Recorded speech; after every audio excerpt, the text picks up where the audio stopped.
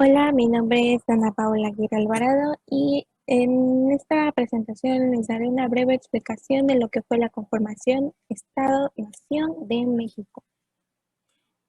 Este da inicio desde que finaliza la Guerra de Independencia, en el cual la Nueva España había, como ya sabemos la historia, presentado su independencia contra los españoles y el último jefe que permaneció fue Juan de Donojú.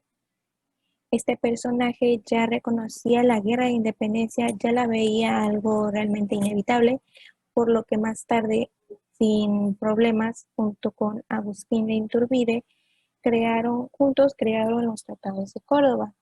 Es un documento en el que se acordó la independencia de México y las retiradas de las tropas españolas de la capital de México, firmado, como lo dice, en la ciudad de Córdoba, Veracruz, el 24 de agosto de 1821. Y bien, ambos ya estaban en su acuerdo y Iturbide había decidido realizar un congreso, pero para implementar una nueva constitución para dirigir a México como un gobierno imperial. Bueno, un imperio, ¿no? Este, Sin embargo, cuando Onomapu fallece, lo que complica las cosas para que España reconociera la independencia. España no lo reconocía todavía, aunque el pueblo ya estaba necesitado de lo que era un nuevo jefe, por lo que deciden coronar a Agustín Iturbide como el nuevo emperador de México. Aquí es donde interviene por primera vez Santa Anna. Él no estaba de acuerdo con Agustín de Iturbide, no lo reconocía como su emperador, por lo que implementa lo que fue el plan de Casamata, donde demandaba a Agustín de Iturbide que restableciera los congresos e implementara lo que fuera un gobierno republicano. Agustín de Iturbide no tuvo más que hacer, ya que no lo veían, no lo reconocían, entonces fue abdicó a la corona, dejó el puesto de gobierno, dejó el puesto de jefe y se fue a Italia. Entonces, Santa Anna ya, digamos, con poder establece lo que fue un gobierno y levanta un nuevo congreso. Sí, un nuevo congreso.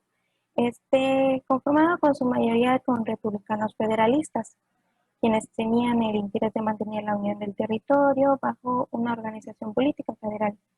Entonces, para octubre de 1824, se juró la Constitución, instituyó una república representativa, en donde popular y federal, formada por 19 estados, 4 territorios y un distrito federal. También se estipuló que el gobierno quedaría dividido en 3 poderes, los cuales serían ejecutivo, legislativo y judicial. Gracias al poder ejecutivo se recaería en un presidente y un vicepresidente, todo el gobierno. El presidente sería elegido por las legislaturas estatales. Es decir, esta es la forma de gobierno en la que estamos viviendo ahora. La primera presidencia y vicepresidencia de la República fueron asumidas por Guadalupe Victoria y Nicolás Bravo.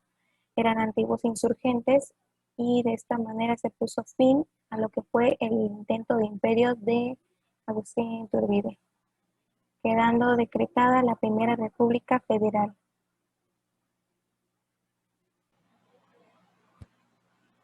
Y bien, para 1828 ya se habían establecido las primeras elecciones a la presidencia, en las cuales nuevamente Santa Anna intervino para demandar a que Vicente Guerrero fuera a ocupar la presidencia, haciendo eso posible, mientras que como vicepresidente estaría Anastasio Bustamante.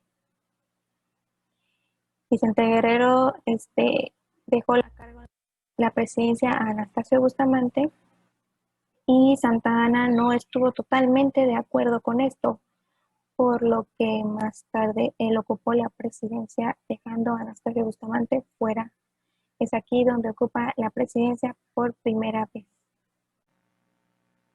Cabe mencionar que antes de que Santa Anna ocupara la presidencia, estuvo como presidente Anastasio Bustamante, ¿no?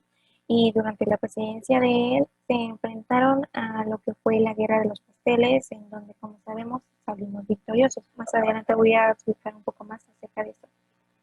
Entonces, sucede que no muchas personas estaban conformes con ser una nación republicana, por lo que la confianza, lo que fue un largo conflicto entre los federalistas y los centralistas.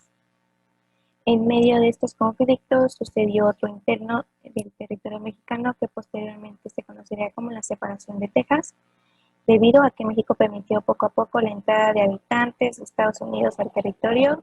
Este se expandió de una rebelión e independizarse.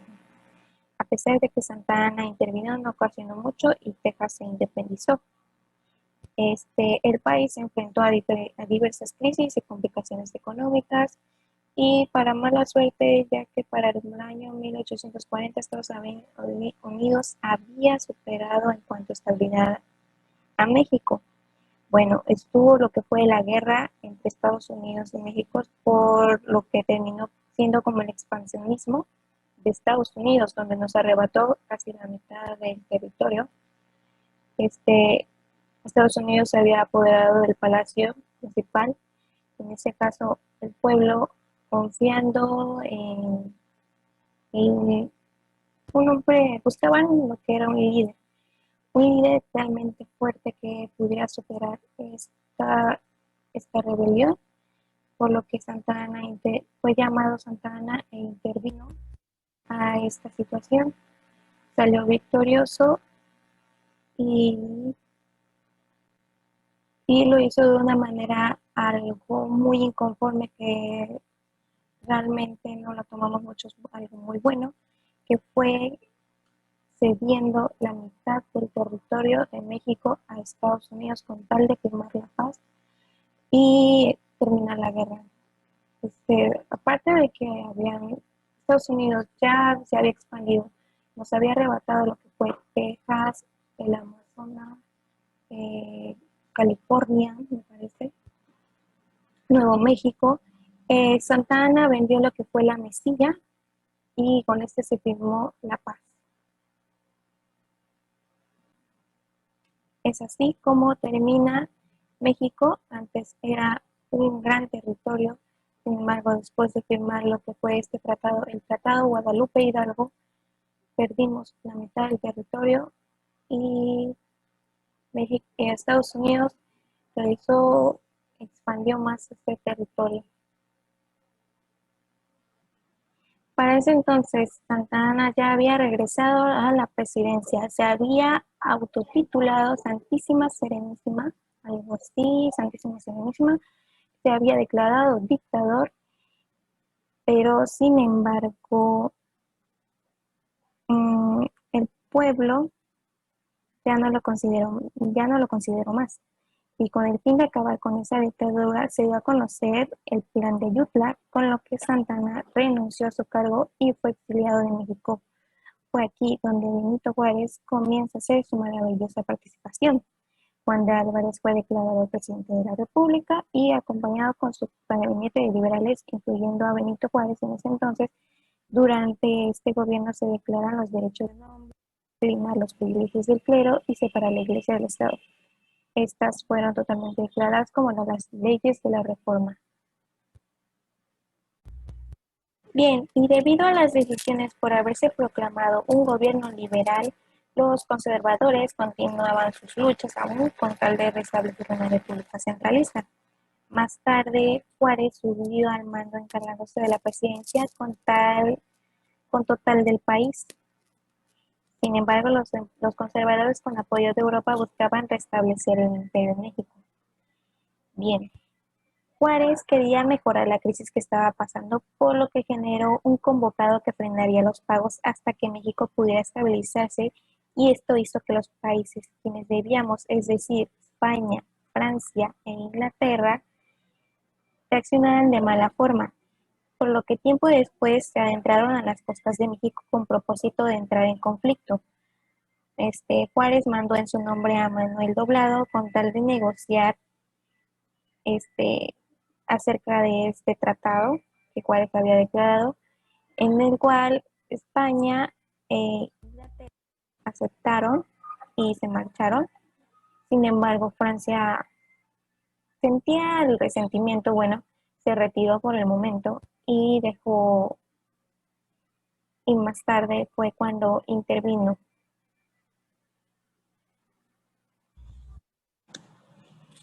Bien, ya lo había mencionado antes, Francia intervino dos veces.